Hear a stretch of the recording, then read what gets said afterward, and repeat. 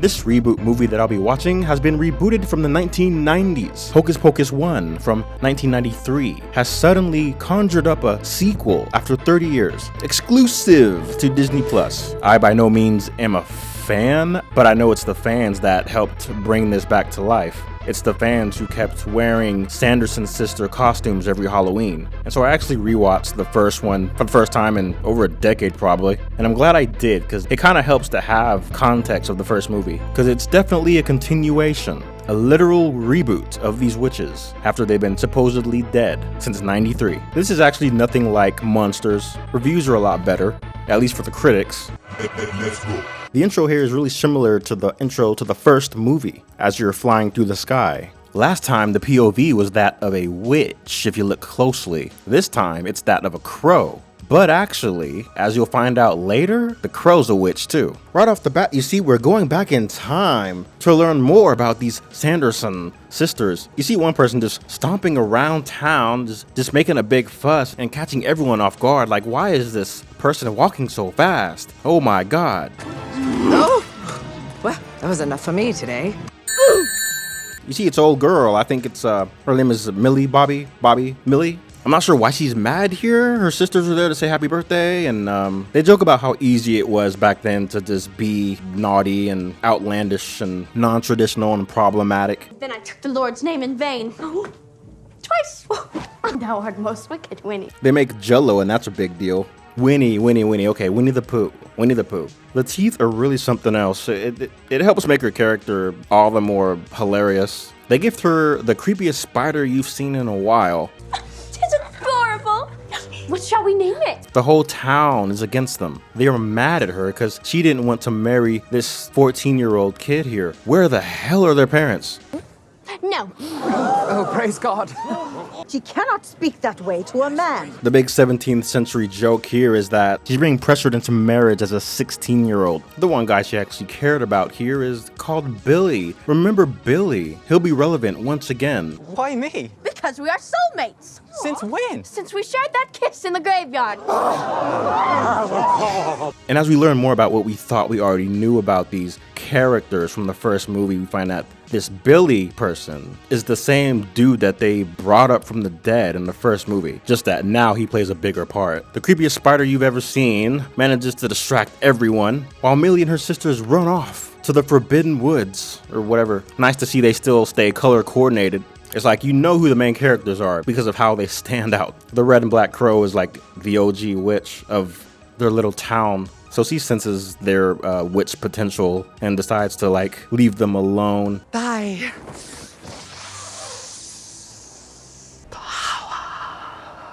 It introduces them to the Book of the Dead. No, this is Book of the Dead for children. This is just the book made of human skin with an eyeball. Funny how the first spell they see in this book is the very spell that expels them, but you'll see that at the end. Magicae Maxima, the power spell.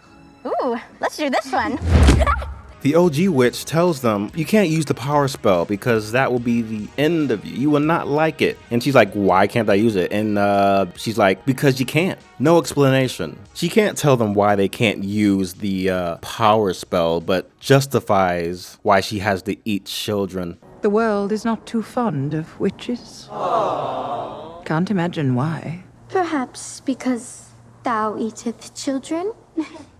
Right before disappearing forever. Her teeth look really bad here. Honestly, I don't know why she would just hand over this super powerful book. What she was basically doing was like handing off a torch or whatever, I guess, because she's alone. Her little coven is gone. So now these are the new witches in town. The first thing they do with this new book is try to burn down the town. Oh, this is the work of the spider!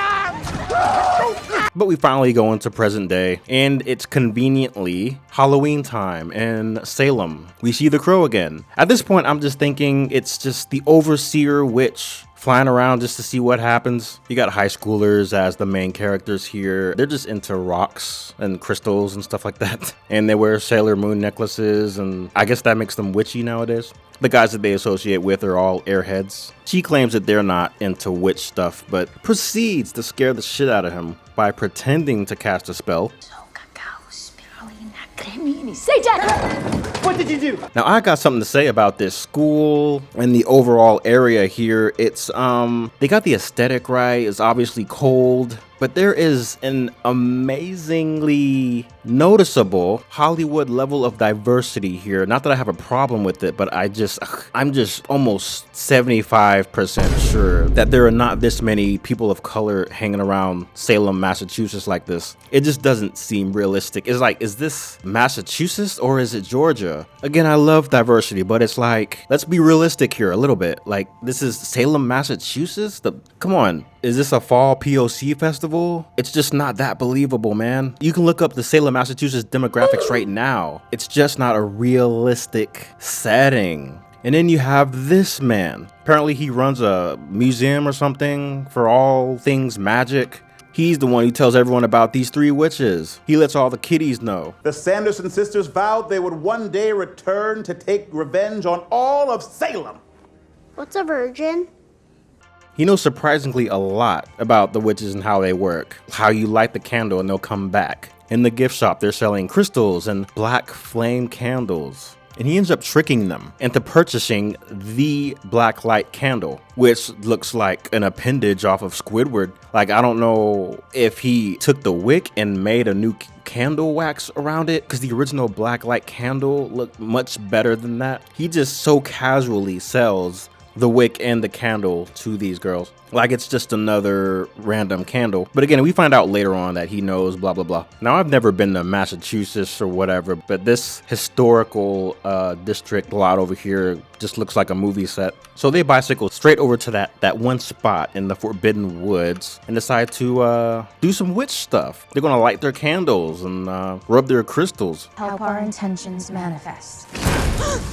At first, it's like a 4th of July sparkler, but then the actual black light comes on. They can't put it out. All of a sudden, it's guess who's back again. Shady's back. Tell a friend. So they pop up after, what, 30 years? Like ain't nothing changed. We're back. I find it really hard to believe that, you know, it was that easy to bring them back and it took them this long to actually light the candle, that the residents of Salem aren't already completely obsessed with this witch phenomenon and how if you do this, they'll come back and all this. I think realistically, they would know. Them as wannabe witches should know all about these ancient witches who can come back by the light of a wick. How convenient!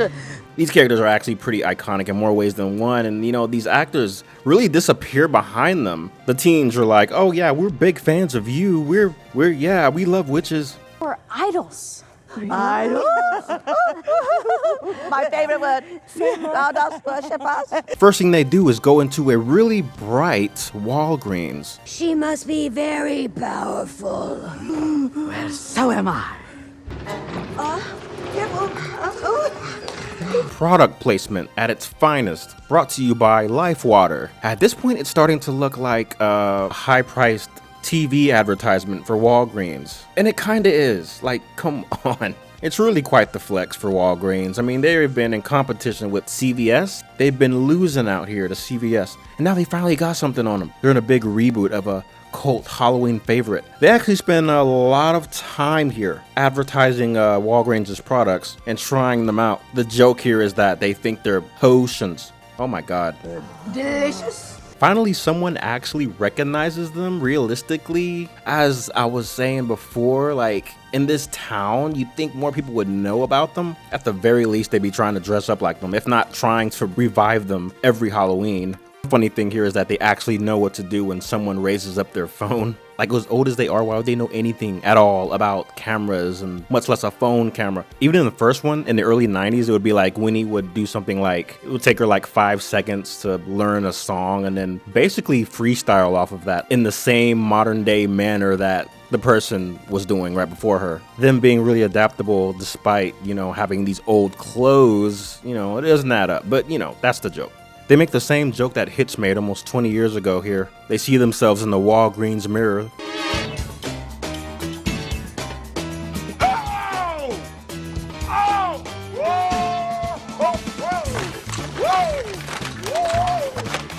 So her friend goes off to get salt, which at the first movie was noted to be effective against witches. I guess they just know that as common knowledge. I'm kind of curious as to why they're still here at all, because they were so distracted. They were distracted for like 30 minutes, drinking lotion. I mean, if they wanted to leave, they could have just slipped out by now. Winnie, we already drank the life potion.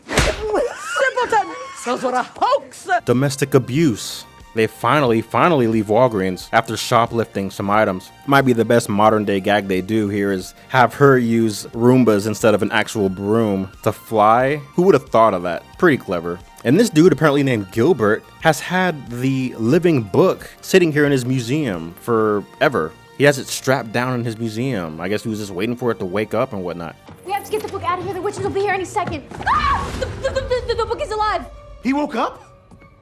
He opens the book like a dummy. Well, the book opens itself up and kind of, if you saw the first one, you know that the book can kind of use itself as a beacon to let the witches know where it is. So he just fucked up. For some reason, they know not to open the book, though. I don't know where their knowledge on all this begins or where it ends. But I guess they read up on a lot of stuff and they're book smart with all the magic items and defenses against bad energy like salt. That would make sense. But when it comes to real shit, like the witches that are buried in their own backyard, they know nothing about that. This is when it's revealed that the dude running the magic shop knows all about the sisters and the candle and wanted them to light the candle because he couldn't light it. You need to be a virgin to light it. You mean I couldn't light the candle myself? It wouldn't have worked. Well, why not?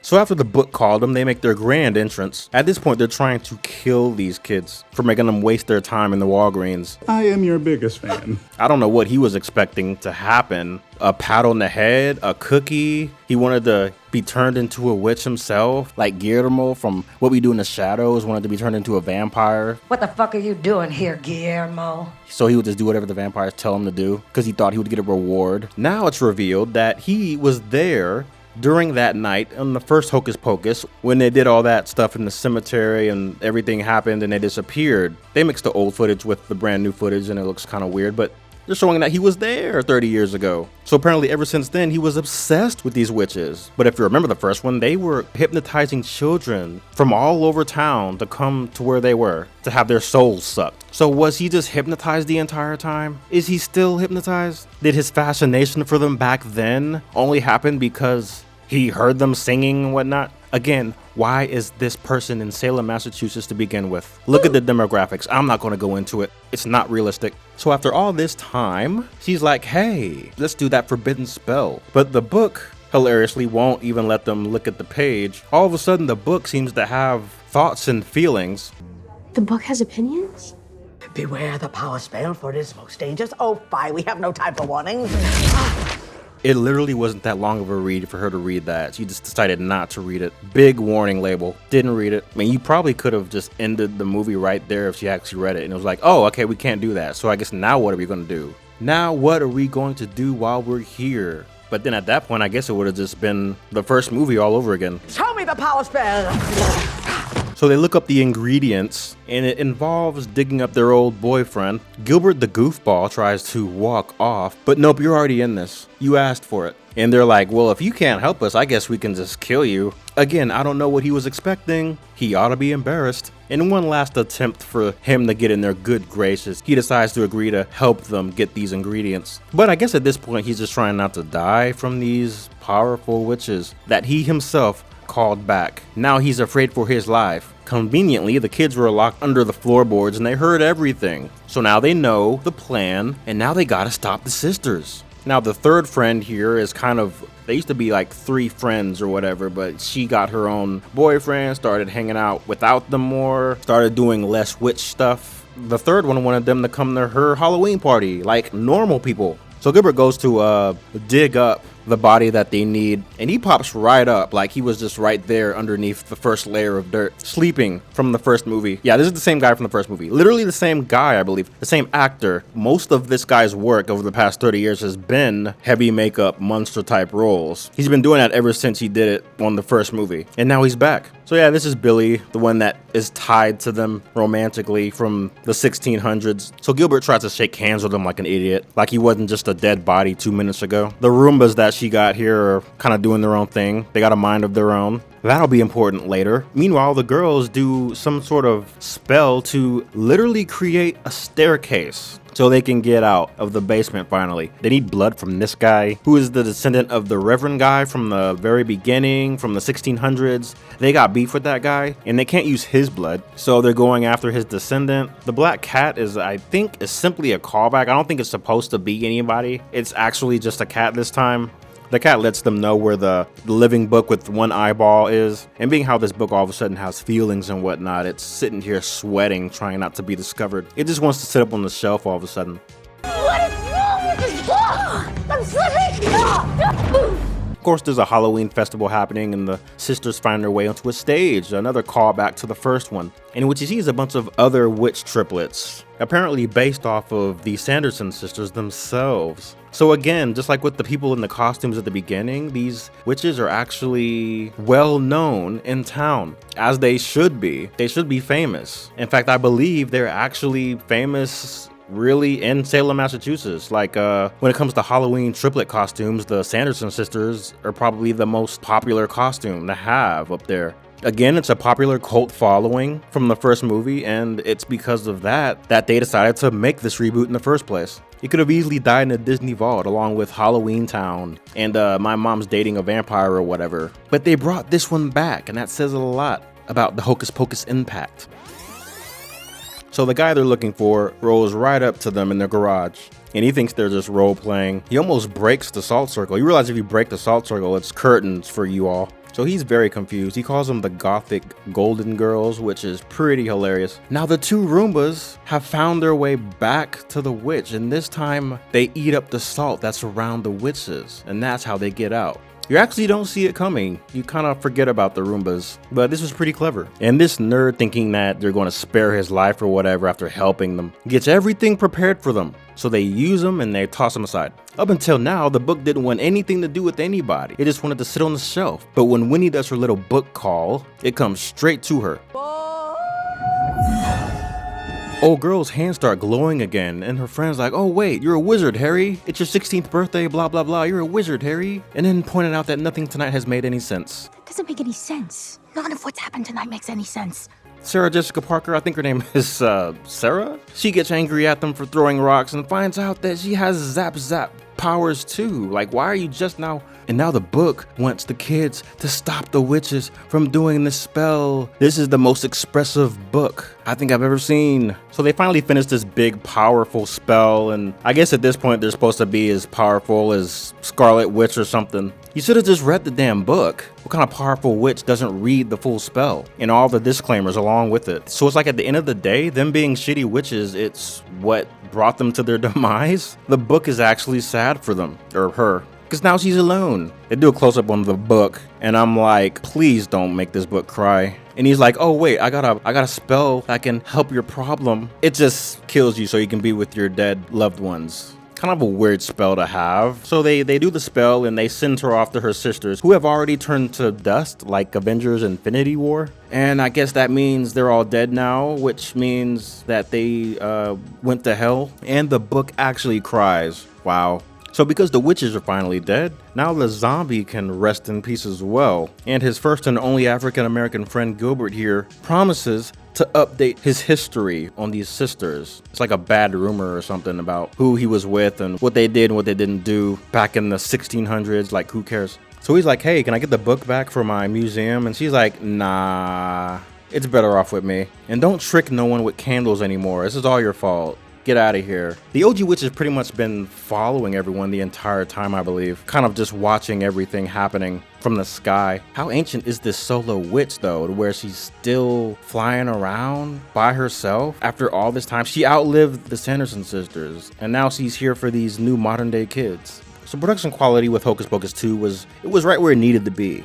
It ended up doing what a reboot like this should be doing, like expanding on the story that we already know and kind of closing the door permanently on the story. in a way that is palatable to all the fans. I actually think the way that they did it was great, because I mean, instead of just going away again after the sun came up like Jeepers Creepers, like there was an actual ending to their story. There was a cutoff. The way that they got to that point in the first place was actually absurd. Like, I mean, all they had to do was be decent witches that read all of the spell, and they wouldn't have been in that situation in the first place. But it is a quirky Halloween Disney movie. And for that, the movie was spot on. It did everything it needed to do. Certain elements were unrealistic, but the setting, the set design and everything was really good. The costuming, makeup, of course, was as phenomenal as it needed to be. No complaints there. Really no complaints anywhere. I mean, the CGI and everything was right there. They stayed within their budget. It wasn't anything too crazy. The sisters once again did an amazing job. You would never know who the actual actresses were because they were just so buried underneath these characters. You can't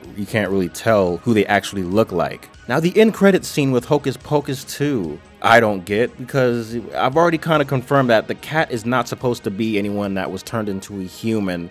I think they just really wanted a black cat. So we see a box that says BF number 2 candle. First I was thinking, was boyfriend number 2? What is that? And what's in the box next to it? What does the cat know? He knows something. Are you sure he's not a human? These are the questions that we have at the very, very, very end. I would like to believe that there's no way that they can come back, but who's really to say? I don't think they should come back. I don't think there should be a third one. Like, they did so well in closing off the story and passing off the witch torch. I don't think we need any more of Hocus Pocus, but the second one that we got was clearly just something for the fans. But I guess that final scene was just, you know, something to keep the fans hopeful for more Hocus Pocus, I guess. I'm not going to look too deep into it. I say it's over and it's done. Mission accomplished. Story over. The Sanderson sisters will always still be a big popular costume trend in Salem, Massachusetts. And with that, I want to thank you all for listening. Thank you all for watching. Like and subscribe to Retro Sick for more interesting things surrounding nostalgia. And with that, I will See ya!